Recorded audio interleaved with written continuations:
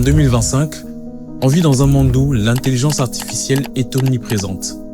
Un monde où tu peux envoyer de l'argent à n'importe qui, partout dans le monde, en un seul clic.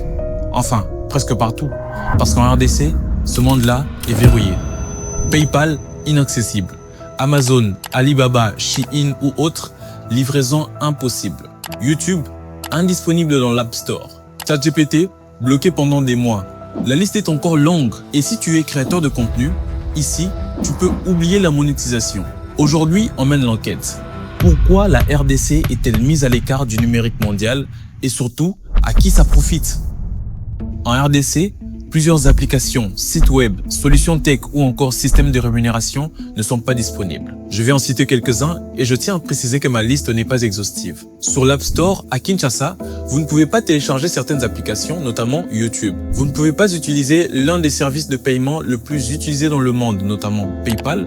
Et si vous êtes entrepreneur ou développeur, vous ne pouvez pas utiliser de services de paiement tels que Stripe. Vous n'avez pas droit à la TikTok Money ou au service de partenariat YouTube et plusieurs fonctionnalités comme la musique Instagram ou le TikTok Shop ne sont pas disponibles. Si vous souhaitez faire des achats sur des plateformes en ligne comme Alibaba, Amazon ou Shein, vous ne pouvez pas être livré à Kinshasa. La plateforme ChatGPT par exemple n'a été disponible que très récemment. Depuis son lancement, celui-ci n'était possible d'accès qu'avec un VPN. Et la liste est encore longue. La grande question est, pourquoi? Est-ce une erreur technique? Je ne pense pas.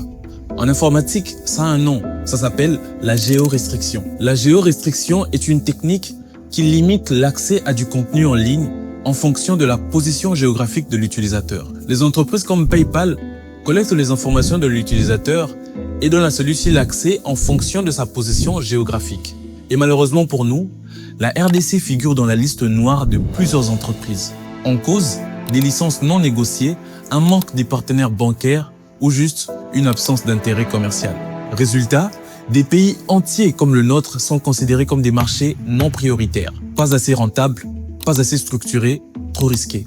Pourtant, le potentiel est là, mais il est tout simplement ignoré. Et ce qui est fou, c'est que tout le monde sait que les Congolais utilisent des VPN et que parfois nous sommes obligés de changer de localisation pour avoir ces accès.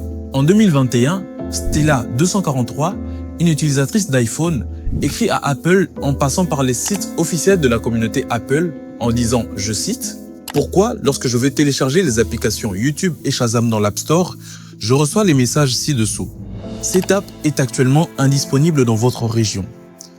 J'utilise un iPhone 12 Pro Max et je vis à Kinshasa en RDC. » Vous savez qui a répondu à Stella?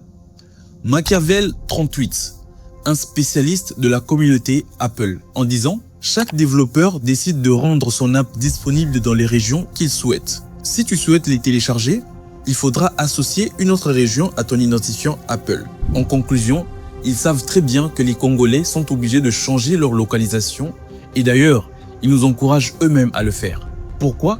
Parce que ça leur fait un bénéfice détourné. Je vous explique. Officiellement, lorsqu'une application comme YouTube n'est pas disponible en RDC, ça veut dire qu'officiellement, ils n'ont pas de compte à nous rendre. Ça veut dire qu'officiellement, ils n'ont aucune taxe à payer. Ça veut dire qu'officiellement, ils n'ont aucune rémunération à nous reverser. Ça veut dire qu'officiellement, ils n'ont aucune politique de confidentialité ou de sécurité congolaise à respecter. T'es pas officiellement dans le marché, donc pas besoin d'investir, pas besoin de proposer un support local ou de soutenir les créateurs locaux. C'est le business du flou juridique. Pendant ce temps, les créateurs de contenu d'ici bossent, créent de la valeur, montent des vidéos, mais pas de rémunération pour eux. YouTube Partner Programme ne fonctionne pas. TikTok Creator Fund ne fonctionne pas. Même des outils comme Super Thanks ou YouTube Music ne sont pas accessibles pour la RDC. Donc, si tu veux monétiser du contenu, il te faut une adresse à l'étranger. Une astuce, un détour, encore une fois, c'est le système D ou rien. Il existe des solutions, des alternatives locales et africaines pour les transferts d'argent, comme les Mobile Money ou Western Union, mais ces solutions restent limitées par l'écosystème global.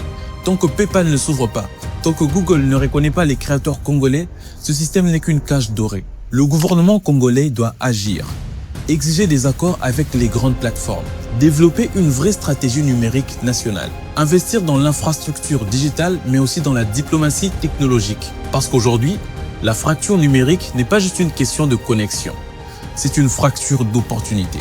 La RDC ne manque pas de talent, ni d'ambition, ni de besoin d'être connecté au reste du monde. Ce qui lui manque, c'est l'accès équitable. Et tant que les portes resteront fermées, ce sont des millions de Congolais qu'on laisse à la marge du futur. Si cette vidéo t'a fait réfléchir, partage-la. Parce que plus on en parle, plus on leur met la pression. Et plus on espère que ça change. C'était Fiston Eagle, rejoins-moi et créons ensemble. Ciao!